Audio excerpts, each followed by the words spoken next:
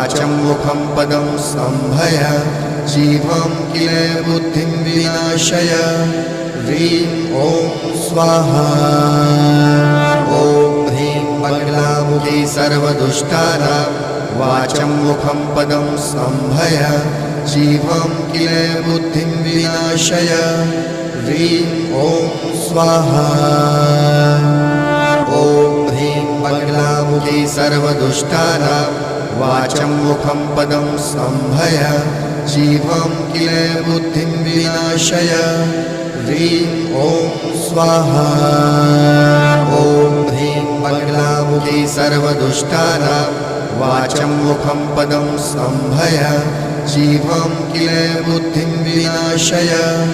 ह्रीं ॐ स्वाहा ॐ ह्रीं बगलामुखी सर्वदुष्टानां वाचं मुखं पदं